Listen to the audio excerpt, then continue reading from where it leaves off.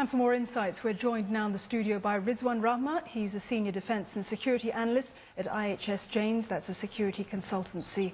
Welcome to the studios. Thanks for joining us here today. All right, so we just heard just now that Indonesian President Joko Widodo, he has asked his commanders to look at SOPs for these so-called joint patrols. What do we know about them so far, and how effective do you think they'll be in the Sulusi?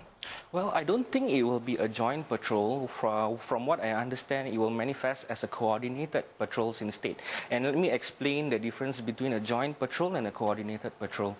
In a joint patrol, it's not a problem for each of these countries to have each other's Navy vessel cross each other's maritime boundaries. So that means the Philippine Navy vessel can cross into Indonesian territory and vice versa. That's unlikely to happen given that, the political difficulties between the three countries. What is likely to happen instead is a coordinated patrol whereby each of these countries coordinate their patrols in such a way to leave as minimal blind spots as possible in the archipelago that they are trying to enforce. So where does this information exchange hotline comes in, Ridzwan, and why is it important? I think it's a conduit for sharing of intelligence first and foremost. But I think what is also important is to remember that there are still a bit of political difficulties between Malaysia, Philippines and Indonesia. You got to remember that there is an outstanding territorial dispute between Malaysia and Indonesia in that vicinity in the Celebes Sea, and there's still an ongoing dispute over some areas in Sabah. Yeah, so I think there's still a bit of a trust deficit between the three countries, and a hotline like this will be very useful in case there is a vessel from each other's country that is being found in waters or areas where it's not supposed to be. So instead of taking a bilateral action, a hotline like this will facilitate the exchange of information so that tensions don't escalate. Ridzwan, we're seeing that the volume of threats in Southeast Asian waters, they are becoming more serious and more diverse. Or how would you rate the current outlook of the maritime security environment in Southeast Asian waters? Well, piracy in Southeast Asia has been going on for hundreds of years actually.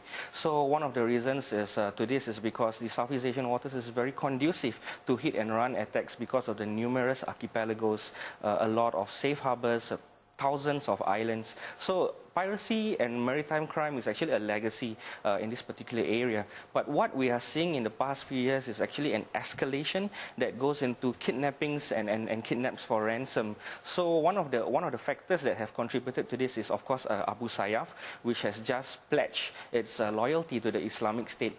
So by pledging loyalty to an organization like that, so I would imagine that they might have attracted a lot of fighters where they need a lot of resources to fund their activities moving forward. And as we see just now, one of the objectives of these kidnappings is actually to raise funds, to raise kidnapping ransom so that they can fund their activities moving forward. So I think this is one of the important factors that have caused a spike of kidnappings and maritime crime in this particular region. So Ridzwan, do you see a risk at all, potentially, that these patrols, once they do become firmed up and we can get a better understanding of what they'll look like, that they'll perhaps divert attention away from the southern Philippines, and away from the South China Sea?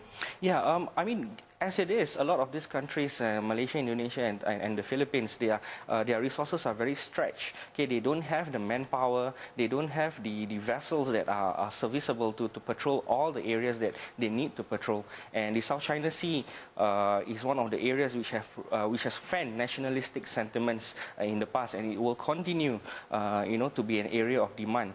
What will be interesting to see, though, okay, is how do they balance this particular demand for nationalism and territorial sovereignty over the sanctity of human lives. I mean, you got to remember, as much as the South China Sea has been making headlines in recent years, nobody has died there in the past 20 years. But in the Sulu Sea, we've got real loss of lives. Okay, we've got beheadings, we've got kidnappings that have affected real people.